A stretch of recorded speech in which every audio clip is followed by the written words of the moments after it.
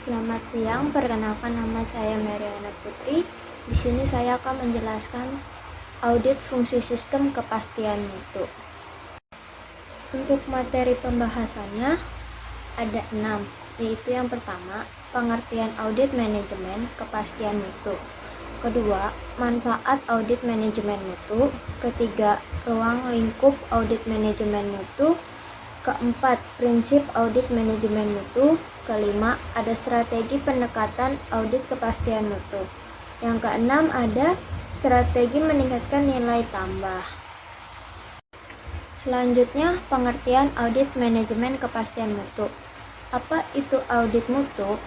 Audit mutu didefinisikan sebagai proses sistematik, independen, dan terdokumentasi untuk memperoleh bukti audit dan mengevaluasinya secara objektif.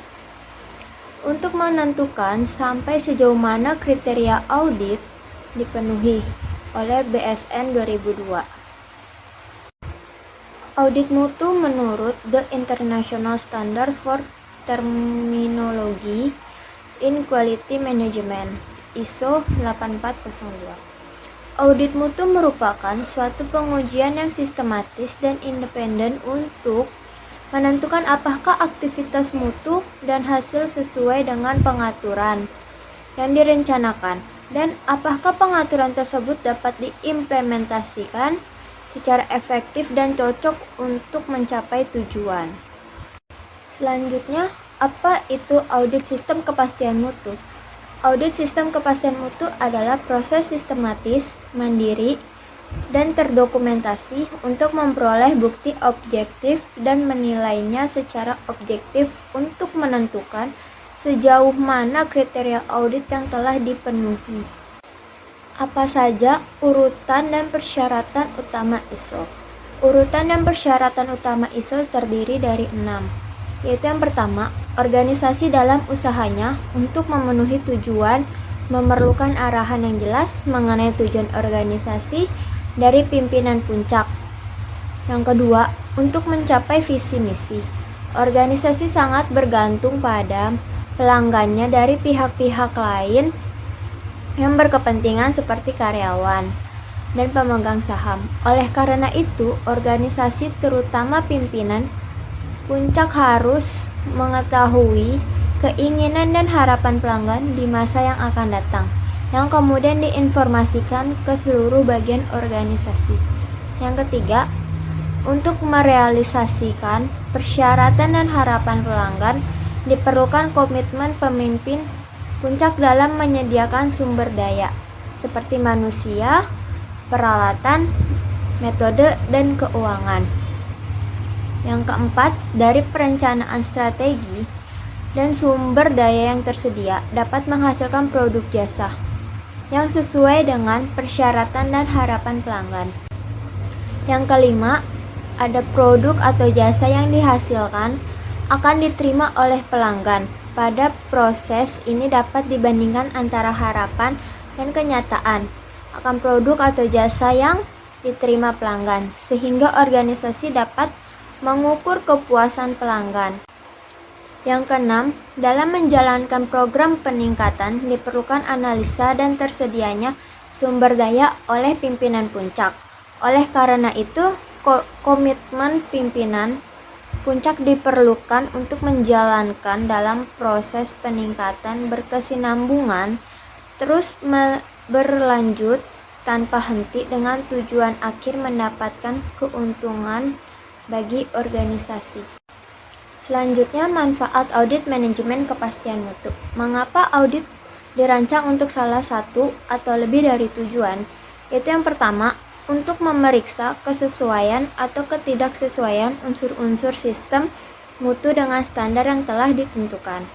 Yang kedua, untuk memeriksa keefektifan pencapaian tujuan mutu yang telah ditentukan. Yang ketiga, memberi kesempatan audit memperbaiki sistem mutu. Yang terakhir, memenuhi syarat-syarat peraturan atau perundangan. Apa saja alasan dalam mengaudit kepastian mutu?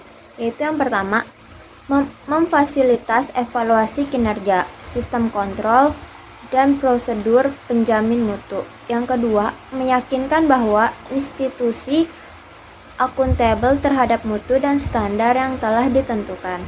Yang ketiga, meningkatkan kemampuan institusi untuk memprioritaskan lingkungan tertentu dan memfasilitasi pengambilan keputusan.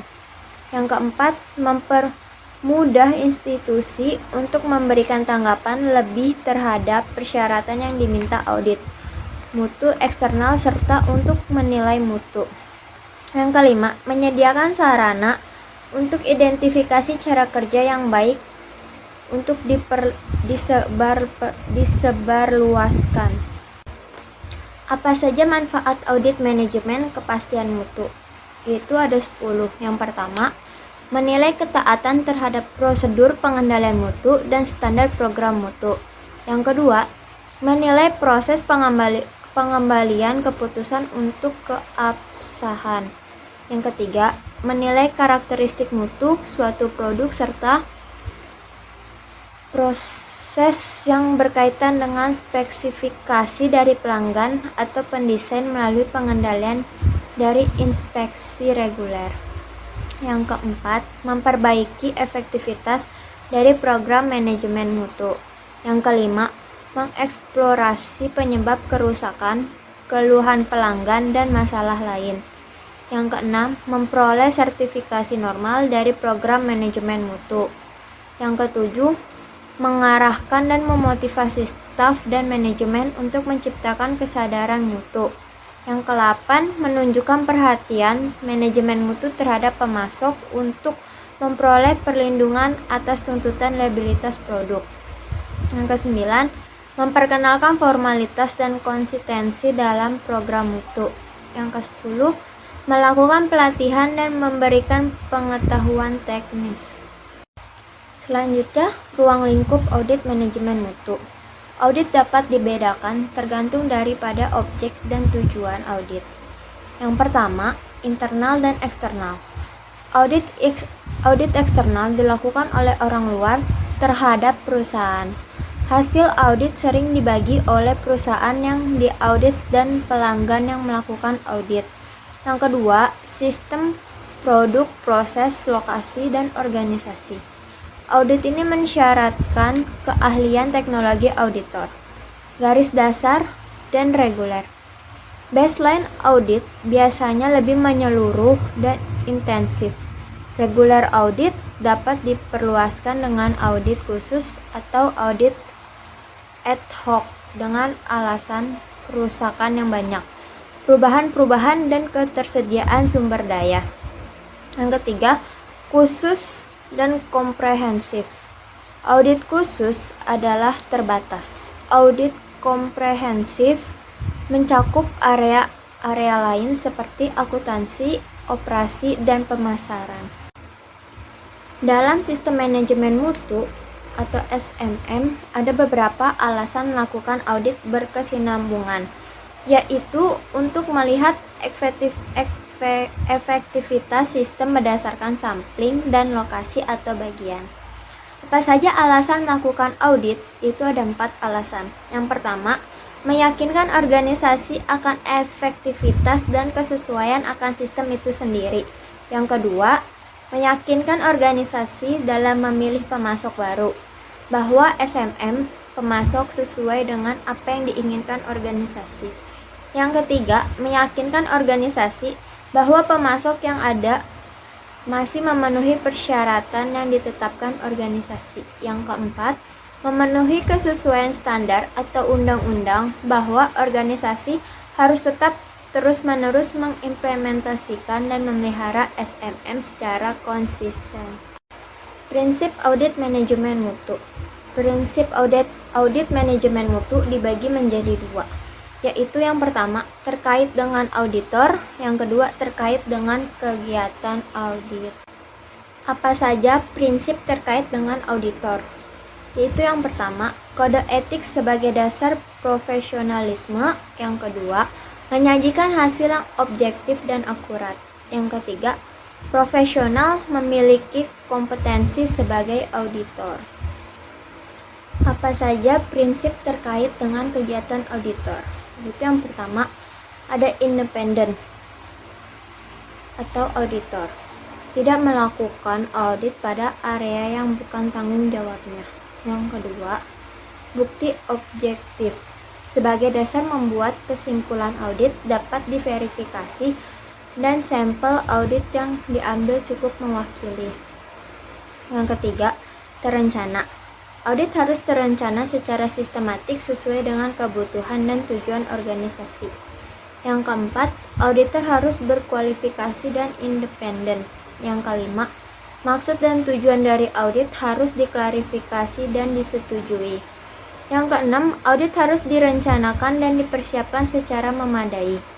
Yang ketujuh, organisasi yang bertanggung jawab atas aktivitas yang akan diaudit harus secara baik dan diberitahukan sebelum dan sesudah audit. Yang ke-8, rencana audit dan laporan akhir harus tertulis. Yang ke-9, audit harus menindaklanjuti tindakan perbaikan. Yang ke-10, penilaian terhadap standar harus objektif, faktual, dan apabila mungkin kuantitatif. Yang ke-11, audit tidak mengganggu kegiatan operasional yang berjalan. Yang ke-12, frekuensi, intensitas, dan luas audit bervariasi dengan kebutuhan aktual. Yang ke-13, kertas kerja dan dokumen audit harus disimpan dengan baik dan teratur. Yang terakhir, uji petik untuk mengumpulkan bukti harus tidak memihak dan dapat dipercaya. Strategi pendekatan audit kepastian mutu. Dalam mengadopsi model PDSA, Plan Do Study Attack, yang dipopulerkan oleh Deming. Audit sistem manajemen mutu dapat mengikuti langkah-langkah sebagai berikut. Itu yang pertama, perencanaan audit. Yang kedua, pelaksanaan audit. Yang ketiga, mempelajari hasil audit. Dan yang terakhir, tindakan perbaikan. Strategi meningkatkan nilai tambah.